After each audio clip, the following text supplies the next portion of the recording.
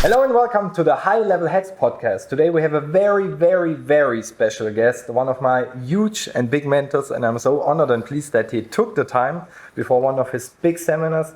It's Dr. Joe Dispenza.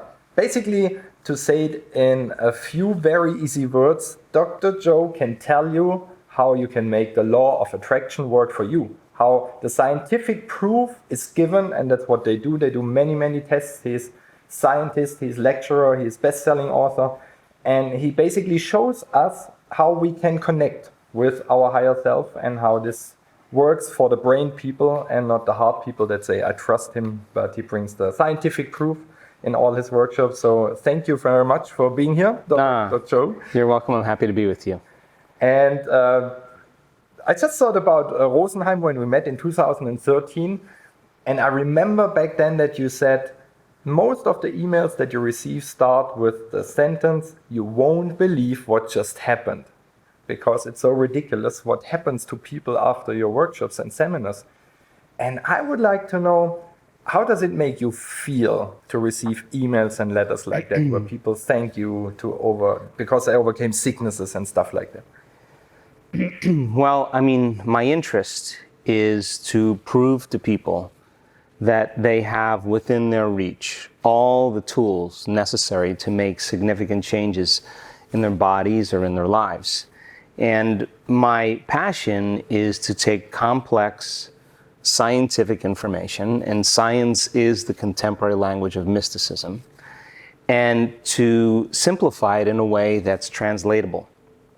And I now know that if you give people that information based on science, and you combine a little quantum physics with a little neuroscience, with a little neuroendocrinology, with a little psychoneuroimmunology, the mind-body connection, and you throw in some epigenetics, that all of those sciences point the finger at possibility. And as we learn new information, we make new connections in our brain. And there's physical evidence when we learn something that is left in our brain, footprints of consciousness, that reflect our interaction in the environment. But if learning is making those connections, then remembering is being able to maintain them and sustain them. So I now know if you give them the right information, and then they can turn to the person next to them and they can explain it. If they can explain that information and create a model of understanding, they're beginning to install the neurological hardware in their brain in preparation for an experience. So the more people understand what they're doing and why they're doing it, the how gets easier. So we start off with theory. We start off with philosophy. We start off with intellectual knowledge. But as people begin to share that information, if you can't explain that model to me, then it's not wired in your brain. But if you can explain it now, the process of repeating it and understanding it is firing and wiring new circuits in the brain. Now the person is priming their brain for a future event. If I can set up the conditions in the environment and give people the proper instructions, and they can get their behaviors to match their intentions, their actions equal to their thoughts, if they can get their mind and body working together, they're going to have a new experience. Now, the experience of what they're having, embracing in that moment, enriches the philosophical circuits in the brain. More connections are laid down, is what experience does. But the moment those neurons string into place, into networks, the brain makes a chemical. And that chemical is called a feeling or an emotion. And the moment they start to feel whole or unlimited or empowered or invincible or compassionate or have a love for life, now they're teaching their body chemically to understand what their mind is intellectually understood. So we can say that knowledge is for the mind and experience is for the body. And in that moment, they're embodying the truth of that philosophy. And now the research shows that genes don't create disease. It's a fact that it's the environment that signals the gene that begins to change its expression. Well, the end product of an experience is called an emotion. So when a person begins to feel the emotion from the experience, they're literally rewriting their biological program and signaling new genes in new ways. And genes are like Christmas tree lights. They're turning on and off all the time. So the moment the person starts to have a new experience, that's new information. And that new information begins to regulate genes. And genes make proteins. And proteins are responsible for the structure and function of your body. And the expression of proteins is the expression of life. And in that moment, they can literally downregulate a gene for disease and upregulate a gene for health. We've measured it. So then, that's great. Doing it once means that you should be able to do it again. Mm-hmm. So if you're able to reproduce any experience, it's going to become a skill or a habit. So the repetition of an experience begins to neurochemically condition your mind and body to begin to work as one. In other words, when you've done something so many times that your body now knows how to do it as well as your mind, now it's innate in you. It's second nature. It's who you are. It's who you're becoming. And that's my passion, because when a person reaches that level, now they're beginning to master that philosophy. They're embodying it. It's part of their fabric. And it becomes almost a subconscious program. It's just naturally who they become. They know how they do it, but they don't know how they know how, because it's become an automatic process. So when I see emails where people start off with, "You're not going to believe this," in the beginning, it was exciting, but it's happening so many times now that we have a community of people that are applying a very specific formula, and that all of the research that we've done over the last 8 years has helped us to refine that formula. And if you follow the formula and eliminate everything else that's not part of the formula and refine it, it will become a skill. And then you'll have access to begin to make those changes. So for me, we're at a point right now where so many of our students are experiencing the miraculous, not just like changing their thyroid hormones, although that's important, and we've gotten a lot of those. But now we're talking about brain tumors disappearing. We're talking about blind people seeing, not once, not twice, not 3 times. We're talking about deaf people that can't hear, all of a sudden get their hearing back. Tumors shrinking. In 7 days, a person comes with a tumor. At the end of the event, the tumor's gone. I mean, these are the miraculous. And I guess for me, I never thought in my lifetime, really, that I would be witnessing what I'm witnessing today. So how do I feel about that? I'm super humble. I'm super empowered and excited. And my interest is to push the envelope. In other words, if you just healed yourself of some chronic health condition, stage 4 cancer, and we have a lot of those, then the next question is, if I healed myself, why can I not heal somebody else? And then once we've developed that skill, we see people healing other people. It's happening all the time in our work. They understand the science behind that. Then the question is, well, if I'm in the field, and in the field I'm connected to everyone and everything, do I really need to be present to heal a person who's sick? And all I need is a picture of them. And if I'm with a group of people and we connect to that field, then I don't need to go there to heal them. So now we have people, as an example, we had a person in our event in Cancun in June whose brother had a massive stroke and went into a coma. He was in the hospital for 2 weeks, and she was there, and she called up her healing group, said, "Here's the picture of my brother. We've healed somebody in the last event. We should be able to heal him. Let's go to the next level of philosophical understanding." In 1 hour after that healing, he came out of his coma. He left the hospital that night. Now, that's the next level. So then you keep developing through experience. In other words, if you don't have the experience of healing yourself or healing another, you can't do that. Really, it's methodical, right? So we have a group of people that are stepping out of the known and pushing the envelope. And because they're not afraid to fail, because they know how to get beyond themselves, because they know how to connect, because they know how to open their hearts, they put it all together.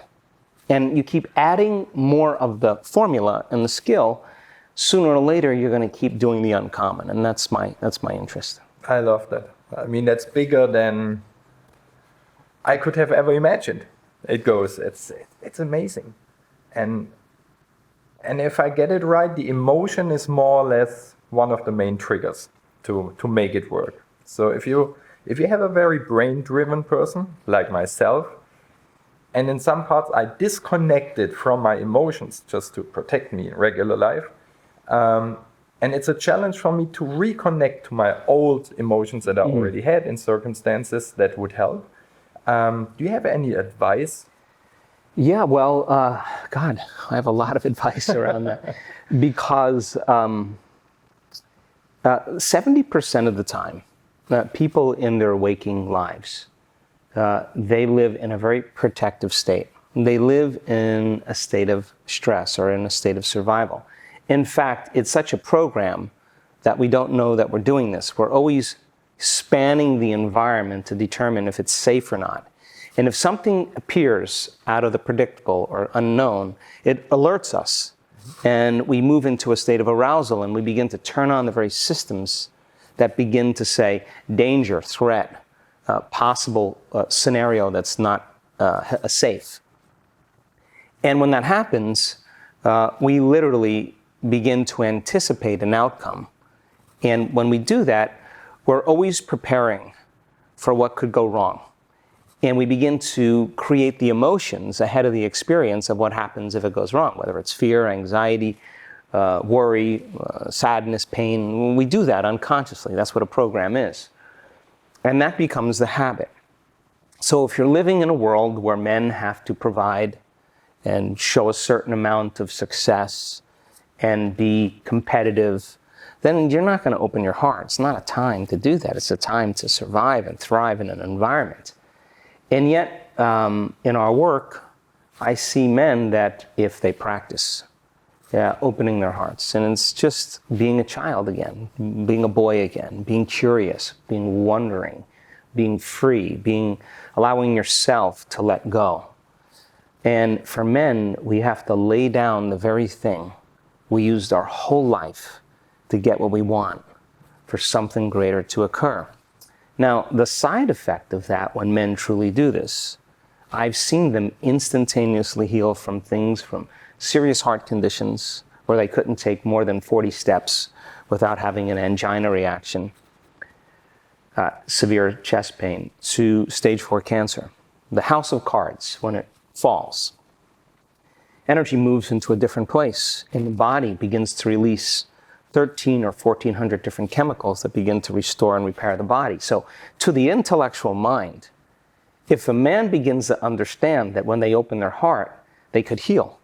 When they open their heart, they can lead from a different consciousness, that it's actually an advantage, and they understand the science of why in their rational mind, then they go after it. Now they're in hot pursuit of it because it makes sense to them.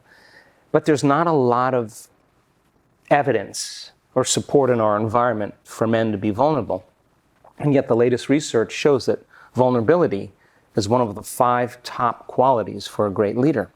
So when men begin to think this through, they start to slowly by slowly, just like a flower blooming, petal by petal, they start trusting a little bit more. They start opening up a little bit more. They start getting happier. They start breaking down the wall, the facade that they've created to have an appearance of being a certain way for the world and yet feeling so empty inside of them. They start realizing that the joy that they want never came from success, never came from wealth or popularity or whatever men do, but it really comes from within. So we give them numerous opportunities to practice, numerous opportunities to connect. And the heart opens also when you care for another person, when you care for other people, when you give, when you experience gratitude. So a lot of times men, when we do our healings, when we heal other people, you got to be in your heart. And in a very indirect and sneaky way, I know that when I get men in that state and their passion to truly give, that's why they provide with such intensity, is framed in a different way, the heart opens up. And then they become more like a child again. They become free and relaxed and less rigid.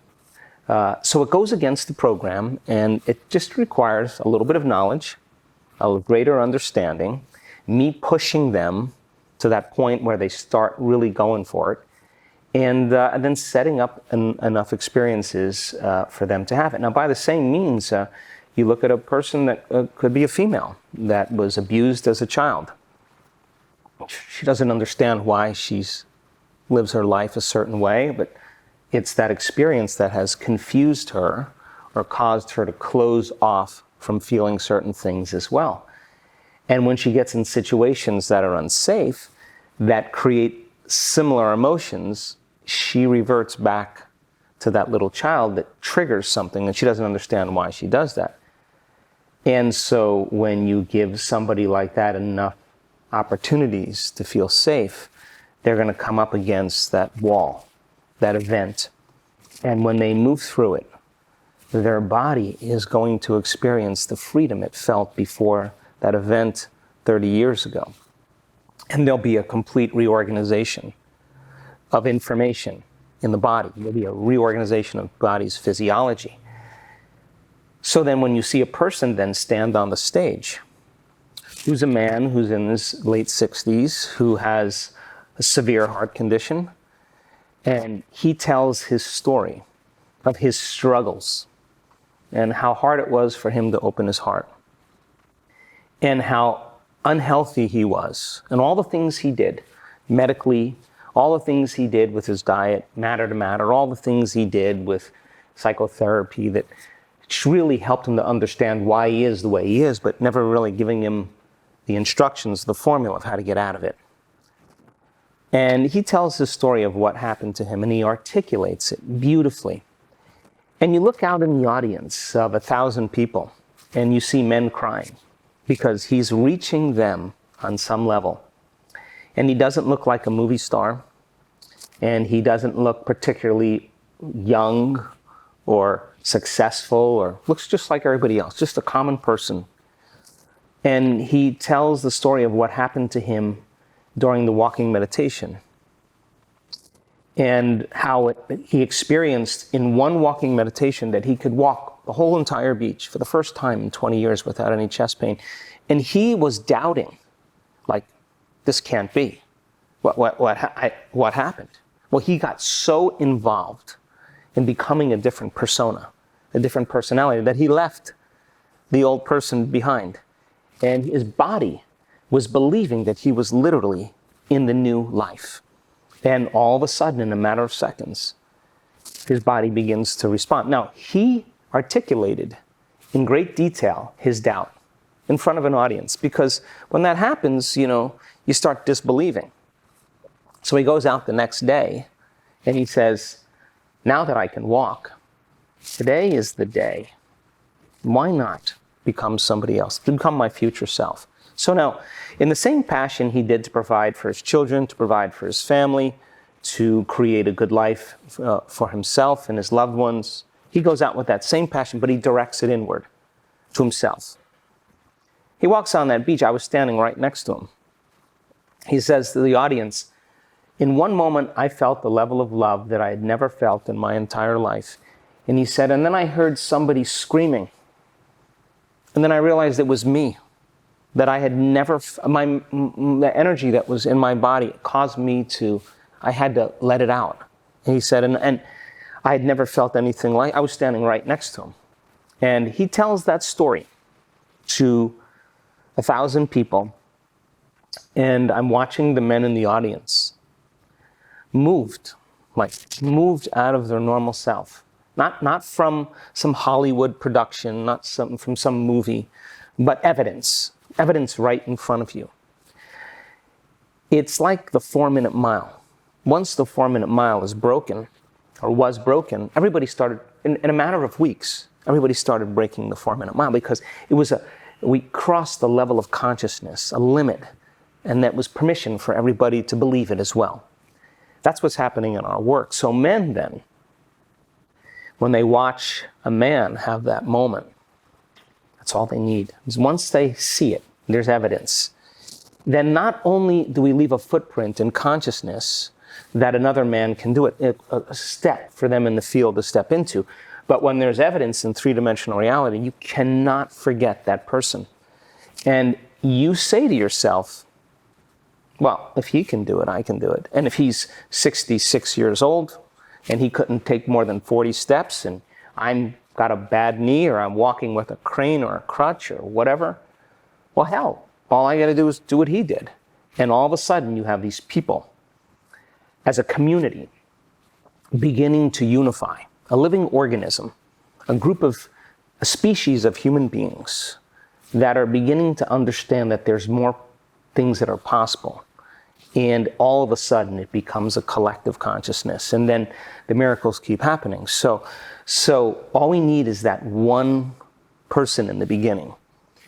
And when they tell their story in humility and in grace and in simplicity, in curiosity, it gives people permission to begin to step out. And so I'm so proud of our community. I'm so proud of our culture, because we have men now that know how to open their hearts, and they can lead with an open heart. And God, we need enough of those. And we have women who have taken care of their families and sacrificed and compromised and held things together and put themselves second for their children and for their family and their loved ones, and never really had a moment to get clear on what they wanted. And now they're turning their love inward, and they're getting very clear on their intention, and they're doing amazing things. So it requires the balance between our head and our hearts. We can't not have our brains involved and just open our hearts. We got to direct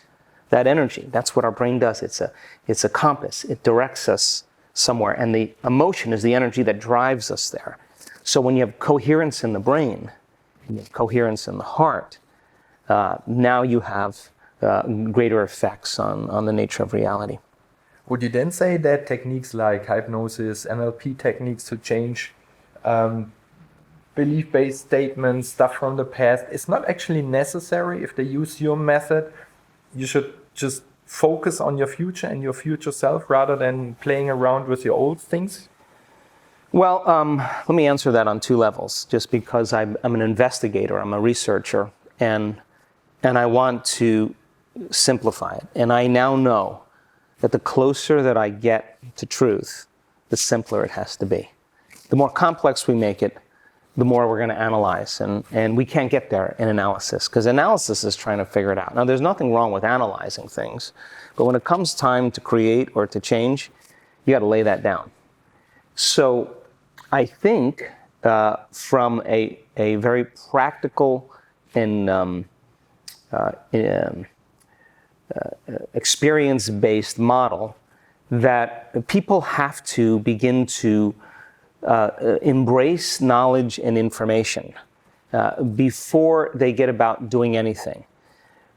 So I'm not so interested in labels, NLP, hypnosis, because I think people get stuck in trying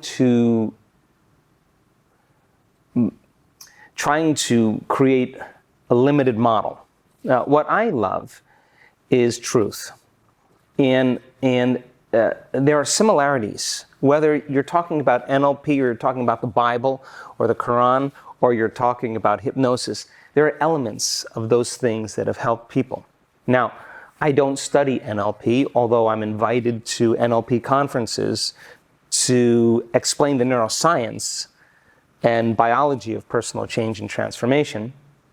I started my journey studying hypnosis and hypnotherapy because what separates the conscious mind from the subconscious mind is the analytical mind. And when you teach people or help people get beyond their analytical mind, now you enter the operating system where you can begin to reprogram a person.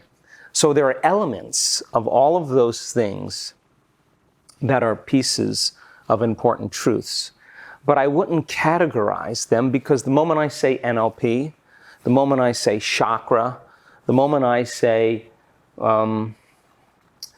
hypnosis, the moment I say Jesus, the moment you say Kabbalah, the moment you say something, you're going to divide an audience. Because some people are going to say, oh, I tried that, it didn't work. I don't even know what that means. So I'm very, very aware of all of that. And I'm very particular in the language that I use because I don't want people to categorize that. I want it to be in a realm where they can say, well, that's kind of like this, or that's kind of like what Jesus said, or that's kind of like what I learned in NLP, or I think I heard that in the Kabbalah somewhere, or I saw that on, the History Channel. It doesn't matter.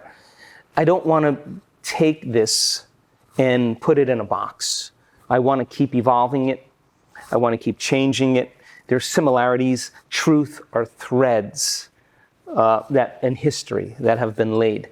And I go to great measures to not categorize it, because the moment you put it in a box, you're running it through your neurological network of the past, and then all of a sudden you diminish its effects. So I keep it fresh. I never use any of those words or languages because those words were great 2,000 years ago. Those words were consistent with the language of 5,000 years ago. And I've been at religious conferences where I've been invited and watched great religious scholars argue about a word, argue about the meaning of a word. So after an hour, I'll say to them, well, let's make up a new word. Well, let's make up a new word that everybody can agree on. Forget the old word. Let's come up with a new word that everybody can agree on. Now that's a more important conversation, don't you think, than the conversation of the past? So for me, I'm not so interested in talking about history. I'm interested in making history. And this is a time in history where it's not enough to know. This is a time in history to know how. And you could be black, you could be white, you could be old, you could be young, you could be sick, you could be vegetarian, you could be in shape, you could be out of shape. You could be rich, you could be poor, you could be successful, you could have never, ever had any experience in meditation or personal transformation. It doesn't matter. I've seen it on all shapes, all sizes, all colors, all cultures. Sick people, healthy people, young people, old people. All you got to do is apply the formula. That's it. Nobody's excluded from the phenomenon. And my job is to not create any exclusivity. My job is to create community. And science creates community. It's the language. It's the contemporary language we use. That's very interesting. Would you say it's smart to focus on one goal? I mean, if you're sick, obviously it's smart to focus on getting healthy. But if you have a regular life and you say, I would like to have the classical stuff, more money, more wealth, more love, more joy. Would you say in those meditations it's smart to focus on different goals, or should it rather be the big goal, like a big vision I have for my life, that all the steps on the way are just marks I will pass at one point? Well, let's answer that on two levels too, because people come to our workshops for all different reasons. Some people come because they're sick. Some people come because they want more money. Some people want a new job, a new opportunity, a new career, a new relationship. Some people want the mystical. People come for all kinds of reasons. To me, I don't care. What I care about is that they latch on to a vision and they learn how to create.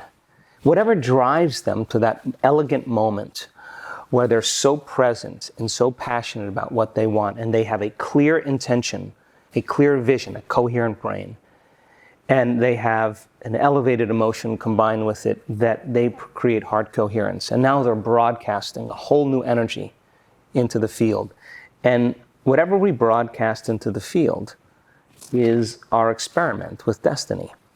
So I want people to know the how.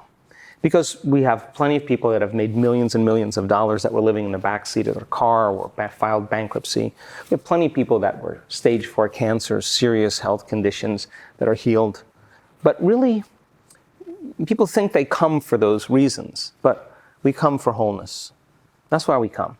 That when we feel so whole and so happy with ourselves, so connected to something greater, if you feel wholeness, it's impossible for you to want. How can you want when you're whole? When you're whole, you feel like you have everything. So I want people to reach that point where they feel so whole that they no longer want, and that's when the magic happens. Teaching them that allows them to understand that when they come back to their senses, they open their eyes. They're not looking for the experience. They feel like it's already happened. And if you feel like it's already happened, why would you be looking for it? Then if your body is conditioned emotionally into that future, you're not separate from the energy of your future. You're connected to it. But the moment you get in traffic and you start getting angry, you get on the line at the bank and you start getting impatient, or you're sitting in a staff meeting and you start judging a coworker, you just disconnected from the energy of the future, and now you're back to the energy of your past, and you've done nothing wrong. You just lost your connection to the future. Now, the importance of that is to notice that you're disconnected. And if you say to me, well, that person made me feel this way and think this way, I'd say, oh my gosh, you're back to the unconscious program of being a victim in your life. The victim is saying that someone or something is controlling how I think and feel. But a person who's producing outcomes in their life, all of a sudden they say, wow, the way I'm thinking and feeling is creating outcomes in my life. Now I'm a creator in my life, and now I believe less and I'm a victim of my life. Point one. Point number two is that people think that they want certain things because they're experiencing lack. And so they have to go about becoming the very person. So then if we reframe it and you say, oh, I really want to be wealthy, I want all my needs met, and I'll say, really, why do you want to be wealthy? And they'll say, because I want freedom. I'd say, okay, well, let's focus on freedom. So now the person understands the sponsoring thought or the emotion. Why would you wait for your wealth to feel free? That's the Newtonian model of reality, of cause and effect. Waiting for someone or something out there to take away this emptiness or lack. And what if I'm feeling this emotion is influencing certain thoughts, and how I think and feel creates my life. If I'm living in lack, I'm not going to create anything new. But if I say to you, hey, when you become that person, once you become it, then your reality is going to reorganize itself. Instead of living by cause and effect, let's teach you how to cause and effect. So then the person then is no longer interested in getting something in their environment when they realize it's about who they become. And all of a sudden now the emphasis or the interest is in becoming that person. And we have a week with those people, and I want them to walk as it, sit as it, stand as it, lay down as it. I want them to get in the habit of walking from their room to the ballroom. It's become the new habit. That's why when we do our work, we're doing sitting meditations, we're doing standing and walking meditations, we're doing lying down meditations. I want it to become a new habit. I want them to become that person. So then, this happens thousands of times. And people come for certain reasons. They come to heal their disease. And once they heal their disease, they realize it was never about healing their disease. You know what it was? It was about unlearning, breaking the habit, deprogramming, becoming conscious of their unconscious thoughts, becoming aware of their automatic habits and behaviors, noticing that they've been living in unworthiness and guilt for the last 25 years, but they're so used to living by that feeling, they don't even know it's guilt. It just feels like who they are. So point number two is that becoming that person requires you to stop being the old person. That's the work. And so when people come with a passion and enthusiasm to overcome that old self, they're going to understand then that people who live in the past are asleep in the present, and they have to die. That old person has to die. And the dying of that old personality is an uncomfortable process. But if you apply the formula, when you're in that uncomfortable process, you will literally begin to become somebody else. So when they start becoming that person, they'll say, I thought I wanted wealth, but I really don't want wealth, I want this. And all of a sudden, here come the synchronicities, the opportunities, the serendipities, the coincidences, the wonderful, wonderful events start unfolding in their life. And they're going to say to you, I'm not doing anything. Because they took care of the past personality, because your personality creates your personal reality. Your personality is made up of how you think, how you act, and how you feel. So then if they're no longer thinking the same way, no longer acting the same way, no longer feeling the same way, they're thinking differently, they're acting differently, they're feeling differently, and they will return back into their lives, they're able to maintain that modified state of mind and body. That's the new habit. They're embodying that energy. Then all of a sudden, people in their life are going to say, something's different about you. Something something happened to you, because the person's not showing up in the unconscious, predictable habit of themselves. And they're outstanding because they're not reacting emotionally. They've overcome that sitting in their meditations. They're no longer judging. They took care of those circuits, the hardwired programs. They're no longer blaming or complaining or making excuses because they sat for 2 hours and I let them sit in that emotion and those habits until they finally got beyond them. Now, that's the work. So that person that they've had to conquer, that person they've had to overcome, that they had to become conscious of so they would not go unconscious again. The side effect of that is self-love. The side effect of that is a level of satisfaction with yourself that allows you to be satisfied with others. And people who judge themselves will judge others. People who hate themselves will hate others. People who are impatient with themselves will be impatient with others. People who abuse themselves will abuse others. People who love themselves will love others. People who feel a gratitude for their effort will have gratitude authentically in their life. People who are joyful because they sat in the fire and something changed are going to naturally be joyful, not because they need a car or a wardrobe or a vacation to feel that. They feel joyful because they really feel joyful. It's not coming from out there, it's coming from in here. They will be joyful in their lives and it'll be real. So we're just seeing a community of people reaching that consciousness, and they're not relying on somebody out there to bring them joy. They're joyful because they're in love with who they are. Is the self-love the secret key to a happy relationship in your mind? Because if I work only on myself and my partner works on herself, it's two separate things. How can we combine that? Well, I believe that that there are degrees of self-love, and people confuse self-love with pleasure. And it's not the same. That the more we are content and love ourselves, the less need we have in our environment for love. See that? And love and need has been very confusing for a lot of people. So if you have two individuals, and by the way, relationships aren't just with one person. We get different things from different people that we have in our lives, and we shouldn't limit our relationship to one person. Not to say that you can't be in an intimate relationship. I'm saying that we have numerous relationships that are equally as important in the grand scope of who we are as souls on the journey. We just can't love one person and despise everybody else. It's got to be consistent, right? So, but in a relationship where we're talking about men and women, the number one thing is having the same purpose. That if you have a purpose to truly be your best, and you have a person in your life that wants that same thing, well, you're heading in the same direction. And if your passion is to change the world, if your passion is to make a difference, if your passion is to end world hunger, if your passion is to resolve global warming, your passion is to lead by example, whatever your passion is, to have an abundant life, doesn't matter to me.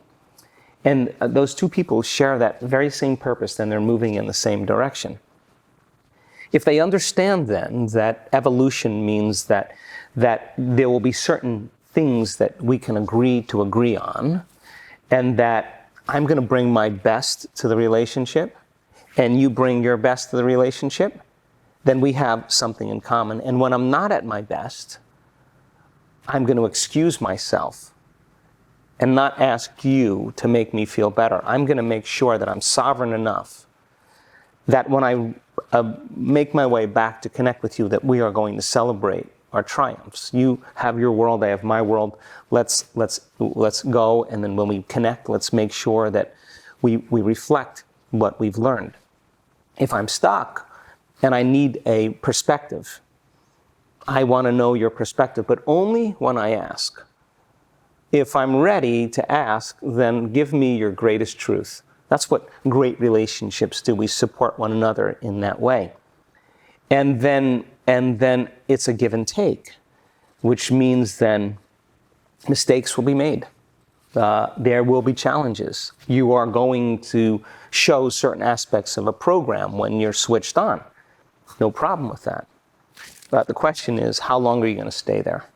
Because if you stay there, then you may say something, I want this, with your conscious mind, but your subconscious mind is saying something else. People awakening on the path, on the journey, it takes great effort to nurture the space for that kind of evolution. But people who do this well, that are self-aware, do not have to work in a relationship. I will not work in a relationship. That's not my job. If I'm working in a relationship, then it's not flowing. If you bring your best and I bring my best, and we celebrate our efforts every single day, we talk about what we've learned, we talk about if we had another opportunity, how we could do it better. If I allow you to take your thought all the way to the end, and I say, then how can I support you? How can I bring that out in you? What would be the best thing? And if you lose that sense of purpose or you fall from grace, how can I, in that moment, what do you want me to tell you if I notice it? To tell me the exact words, like, you're doing it again. Okay. Not like, you're doing it again, but like, hey, you're doing it again. So that the person can, get back on purpose. Now that begins to create a great bond. And that bond is built on true love. So when you have a relationship where you are overcoming needs, you're overcoming the belief of the way relationships should be based on our observation of our own parents and the way they treated one another.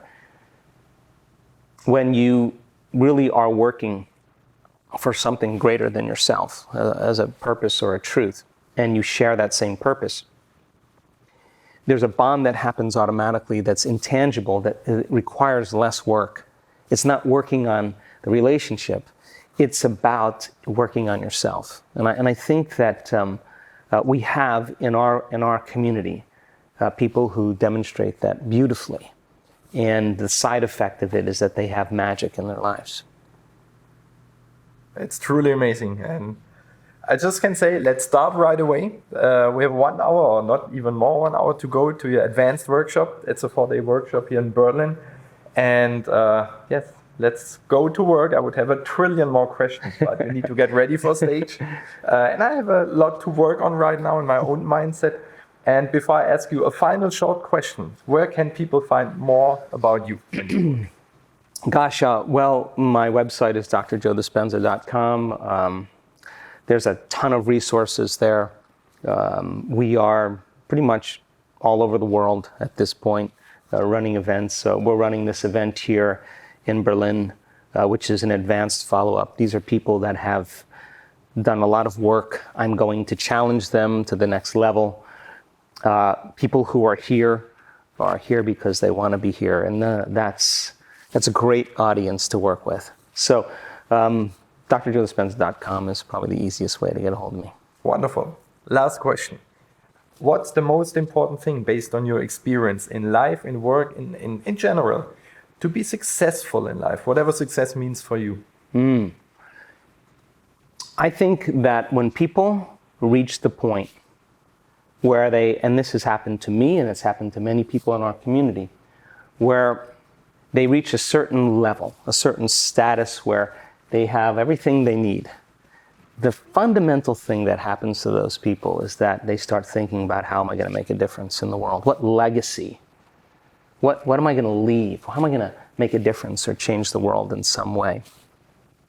So we think we want all those things, but really what we want to do is really contribute. So I think when we have a purpose that's bigger than us, it's the highest form of motivation, mission motivation, duty motivation, purpose motivation. When we have a selfless vision that's bigger than us, I think we're wired to be that the living organism called the species of human beings, it is a living organism. In this current era, the age of selfish individuality has to die. That we are a species, and the species of a living organism takes care of one another. They heal one another. They educate one another. They teach one another. They inspire one another. They give to one another. They serve one another. That's That's what a living organism does. They cooperate, communicate, collaborate with one another. That's what it does. And so we are wired to be communal. We are wired to create common unity, community. And that community is built on the frequency of love. And when you come from love, you come from a different consciousness. It's no longer about you. You feel so amazing. You feel this feeling that isn't going away. That the only thing you want to do is have other people feel what you're feeling. And the only way we do that is to give. We say, I feel so amazing. I want you to feel the way I feel. So I don't need this. Here, take that. That kind of community goes counter to the current situation in the world where everything's breaking down. But this is a time where we have to demonstrate what that new community looks like. So when you have connection, when you have community, when you have true friendship, the person's really just giving because there's something unusual about them and you're worthy enough to receive. And you feel that feeling of receiving that you want to give to somebody else. You create a very different consciousness. You create a common unity or a community that's bonded and connected in the frequency of love. And then when love is the common frequency, it's very difficult to break that community up because it's the glue that holds them together. So that's my vision of where I'd like to go with this work. Amen. I totally agree. So let's be the stone that we throw into the water and create a ripple effect. I wish you a wonderful workshop. I will be one of those 1,000 changing my world and then the bigger world. Thank you very much, Dr. Joe. All the best and keep up the great work. Thank you so much.